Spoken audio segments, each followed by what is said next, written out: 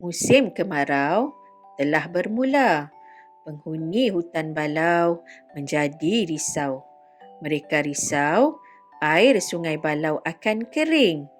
Jika ini berlaku, mereka perlu berpindah ke tempat lain. Panasnya! Pada suatu petang, sang gajah mengajak penghuni hutan balau berbincang. Semua penghuni datang kecuali sang kerbau dan rakan-rakannya. Semua sudah berkumpul? Ya, cuma sang kerbau dan rakan-rakannya tidak datang.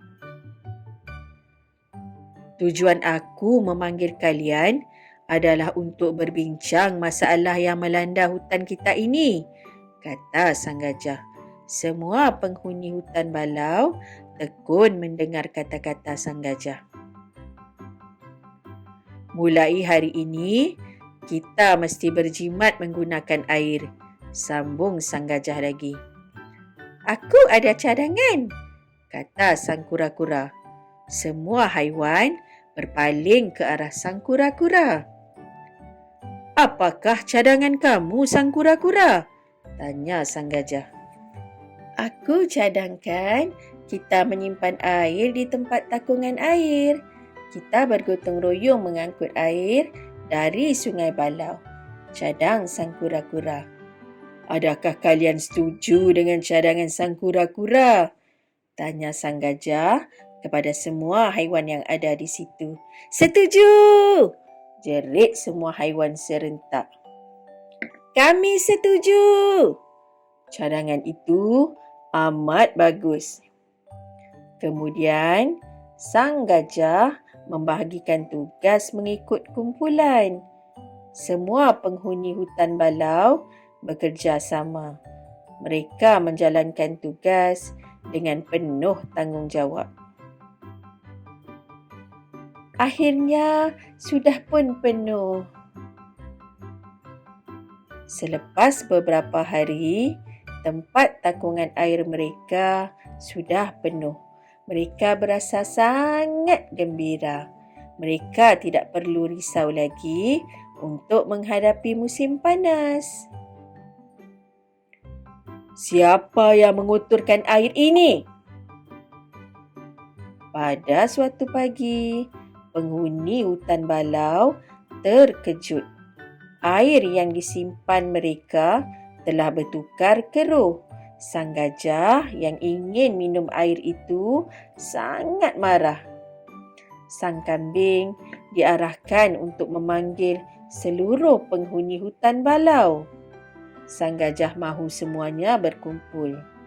Tidak lama kemudian, semua penghuni hutan balau berkumpul di tempat takungan air itu. Siapa tahu pelakunya? Siapa yang telah mengotorkan air takungan kita ini? Tanya sang gajah. Kami pun tidak tahu, sang gajah, jawab si badak sumbu. Sewaktu aku tiba tadi, tidak ada sesiapa di sini, kata sang kambing pula. Wahai penghuni sekalian, sila bertenang. Suasana bertukar riuh. Haiwan yang berada di situ bercakap-cakap sesama mereka. Minta semua diam. Sang gajah mahu memberitahu sesuatu, kata sang kancil tiba-tiba. Kita mesti lakukan sesuatu. Nampaknya haiwan yang mengotorkan air ini datang pada waktu malam, kata sang gajah. Semua haiwan di situ juga sependapat dengan sang gajah. Mulai malam ini, kita akan bergilir-gilir mengawasi takungan air ini, kata sang gajah lagi. Maka pada malam itu, sang gajah dan beberapa penghuni hutan balau mengawasi takungan air itu. Mereka berkawal pada setiap malam secara bergilir-gilir. Mengantuknya. 8 hari sudah berlalu. Haiwan yang mengotorkan air takungan mereka masih belum muncul. Oleh itu, mereka pun berhenti berkawal. Air telah kotor lagi? Peliknya. Apa patut kita lakukan, Sang Gajah? Pada suatu hari, suasana tenang di hutan balau bertukar riuh. Air takungan mereka telah kotor semula. Air tersebut juga berlumpur. Sang Gajah mengajak semua penghuni hutan balau berkumpul sekali lagi. Selepas lama berbincang, mereka bersetuju untuk memasang perangkap.